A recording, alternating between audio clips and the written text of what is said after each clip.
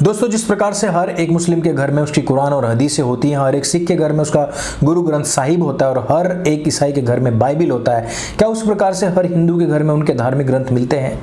मेरे हिसाब से हर एक हिंदू के घर में ना धार्मिक ग्रंथ मिलते हैं, ना उनको प्रैक्टिस किया जाता है। घर बैठे केवल 500 रुपए से अधिक का ऑर्डर करने पर आपको फ्री डिलीवरी के साथ में पूरा साहित्य MRP पर मिल जाता है, जबकि अन्य वेबसाइट्स आपको 1000 रुपए से अधिक के ऑर्डर पर फ्री डिलीवरी दे पाते हैं। मेरी आप सभी से विनती है, अपील है कि सनातन हाट पर जाकर के अपना धार्मिक ग्रंथ, ऐतिहासिक ग्रंथ अवश्य खरीदिए।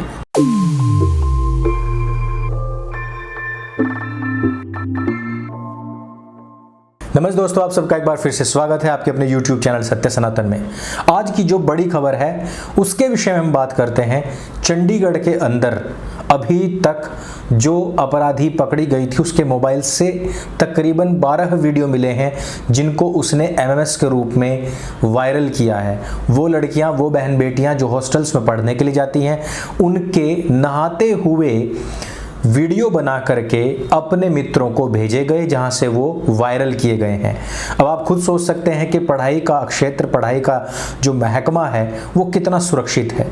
यही नहीं, जो असिस्टेंट प्रोफेसर तकरीबन 1158 के करीब जो भर्तियां थी उनको पूरी तरीके से निरस्त करके पंजाब की हुकूमत ने ना केवल उनके भविष्य को दांव पर लगाया बल्कि उन पर लाठी चार्ज भी किया।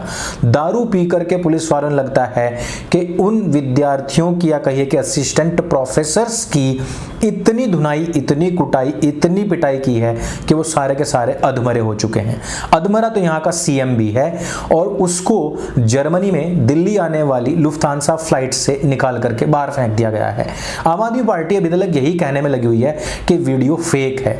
श्याम रंगीला जो कल तक एक कॉमेडियन था और आम आदमी पार्टी को ज्वाइन कर चुका है, ये व्यक्ति एक छोटी सी कॉमेडी भरा ट्वीट करता है, लेकिन कहते हैं कि जब गांव लगी फटने तो लगा केजरी केजरी रटने, चलना है पटरी पटरी लेकिन ऊपर से डांट सुन के फटरी फटरी।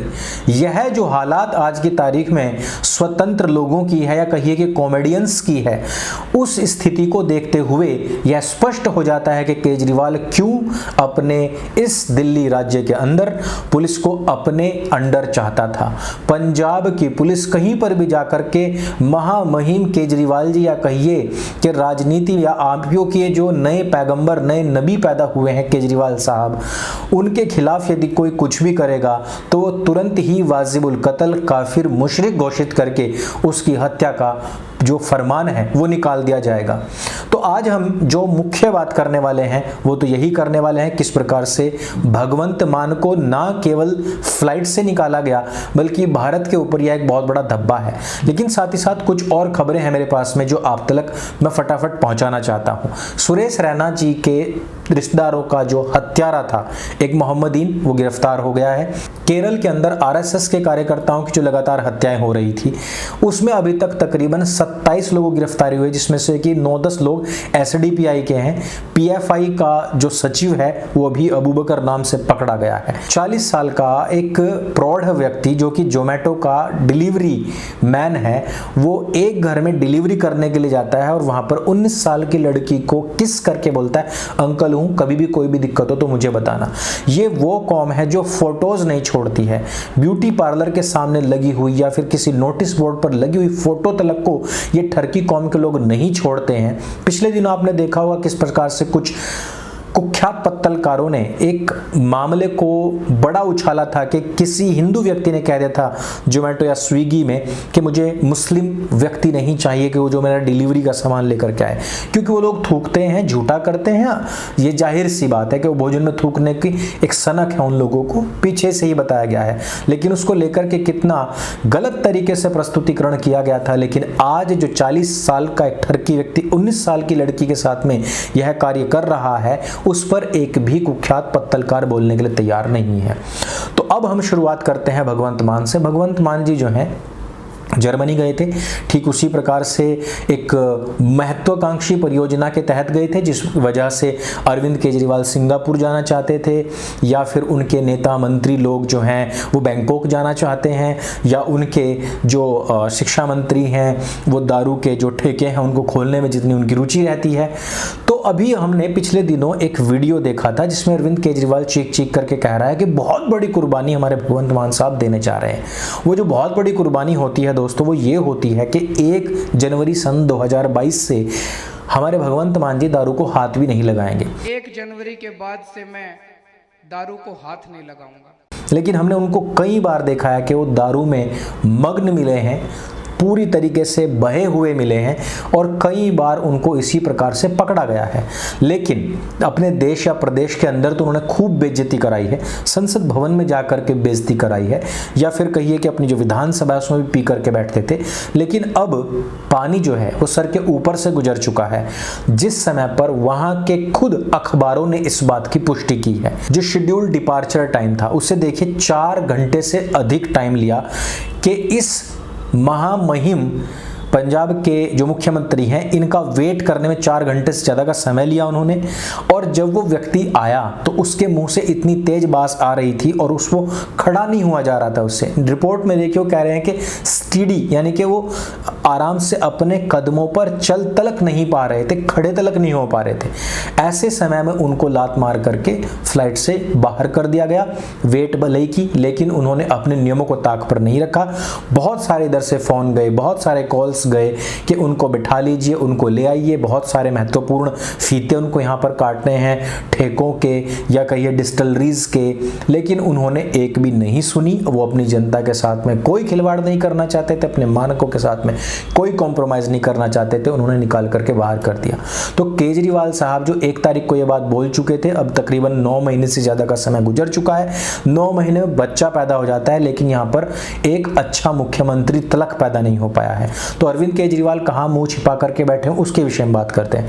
अरविंद केजरीवाल ने अपने ट्रोल्स की जो फौज है वो तुरंत बाहर निकाल दी है, और वो ये कहते फिर रहे हैं कि ये फेक न्यूज़ है, और भारतीय जनता पार्टी जर्मनी सरकार के साथ में मिलकर के और लुफ्तांसा के साथ मिलकर के पंजाब की सरकार और दिल्ली की सरकार को गिराना चाहती है। वो केजरीवाल को जेल में टुसवाना चाहती है, वो भगवंत मान को जेल में डलवाना चाहती है, वो मरवाना चाहती है। बहुत सारी ऐसी खबरें आई हैं। अब हुआ क्या है, इस तरीके के ही बहुत सारे ट्रोल्स जो हैं वो सच बोलने वालों के पीछे चिपक गए हैं और उनको गंदी भद्दी गालियां दे रहे हैं।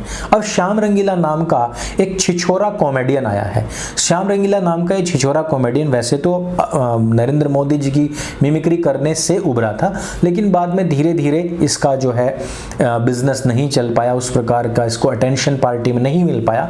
इसलिए इसने सोचा कि भाई एक कॉमेडियन भगवंत मान टाइप व्यक्ति जो कभी कॉमेडी क्या करता था पंजाब का सीएम बन सकता है, तो मैं भी 1.5 हार्ड का आदमी और इतने बड़े राजस्थान का सीएम बन ही सकता हूं, क्योंकि ऑलरेडी राजस्थान की जो कुर्सी है, जो सीएम की जो गद्दी है, वो कई योजनाओं से एक जादूगर संभाल रहा है। तो जब जादूगर कर सकता है इस काम को, तो कॉमेडियन क्यों नहीं कर सकता है, क्योंकि दोनों में बहुत ज़्यादा फर्क है नहीं। अब यहाँ पर वो कहता है, जो श्याम रंगीला है, ट्वीट में कहता है कि मुझे ऐसा लगता है, लेकिन नीचे आकर के जितनी भी इसकी ट्रोल आर्मी थी आम आदमी पार्टी की, और ये जो कहते हैं ना दूसरों को आईटी सेल, इनका जो आईटी सेल है वो आकर के गंदी भद्दी गाजले देने लग जाता है। और उसके बाद में बंदा जो कहता है श्याम रंगीला कि भाई ऐसा हो सकता है, क्योंकि अभी मुझे पता नहीं है और अफवाहें फैलाई जा रही हैं, अफवाहों के अनुसार ऐसा हो सकता है, इसलिए मैंने कभी कहा ही नहीं है कि ऐसा है, मैं कॉमेडियन हूँ इसलिए मैंने ये ट्वीट कर दिया था। लेकिन वो क्या सिर्फ एक कॉमेडियन है? नहीं, वो प्रामाणिक तरीके से तौर पर एक आम आदमी पार्टी का नेता है, और वो आम आदमी पार्टी ज्वाइन कर चुका है। कई बार उसको इन कार्यक्रमों में देखा भी गया है, सदस्यता प्राप्त करते समय भी न्यूज़ में, अखबारों में ये बात आई थी। अब आप खुद सोच सकते हैं कि क्या ऐसे लोगों से हम, या कॉमेडियन कहिए या फिर समाज सेवी कहिए या जादूगर कहिए, इनसे क्या हम निष्पक्ष बात की अपेक्षा कर सकते हैं? जबकि सारे न्यूज़पेपर्स, यही नहीं जर्मनी तलक के अन्य देशों में भी भारत की बेइज्जती करने का एक जरिया मिल गया है, एक मौका मिल गया उनको, कि पंजाब प्रांत का सीएम अपने पैरों पर खड़ा तक नहीं हो पा रहा था और उसको बेइज्जती करके वहां से बाहर निकाल दिया गया है। भारतवर्ष को अभी तक पिछले 70 साल में, पिछले एक दशक में आप अगर देखेंगे, लगभग ये जो 8-9 साल गुजरे हैं, इनमें जो महती भूमिका अदा करते हुए भारत के प्रधानमंत्री ने पूरे विश्व के अंदर जो छवि बनाई थी उसको धूमिल करने का एक छोटा सा मौका क्या मिला कि सारे के सारे टूट पड़े हैं। मैं तो कहूँगा कि वो चाहे सीएम हो चाहे पीएम हो, यदि वो किसी भी वायुयान से आ रहा है तो स्थानीय नागरिकों का किसी भी प्रकार से कोई भी असुविधा अगर उनको होती है तो कंपनी को तुरंत ही उन लोगों को रेड कार्ड थमा देना चाहिए, हमेशा के लिए अपनी फ्लाइट से बैन कर देना चाहिए, अन्य को भी करने के लिए कहना चाहिए। 4 घंटे जर्मनी में फ्लाइट रुकी रही, भारत आने के लिए जो लोग थे उनको कितनी परेशानी नहीं हुई होगी। और आखिरकार व्यक्ति आता भी है पी करके, कोई महत्वपूर्ण कार्य करके या कीर्तिमान स्थापित करके या कोई गोल्ड मेडल लेकर आ रहा होता तो हम सोच लेते कि भी फ्लाइट छोड़ दी, बाहर निकाल दे, कोई बात नहीं, पर देश का नाम रोशन किया है। लेकिन क्या दारू पी करके हमारे देश की पहचान दारू है, नशा है, लड़खड़ाना है, सामने वाले के सामने कमजोर बन करके प्रस्तुत होना है? नहीं है ना दोस्तों। इस वजह से इसमें इन लोगों के प्रपंच में, चंगुल में ना फंसिए।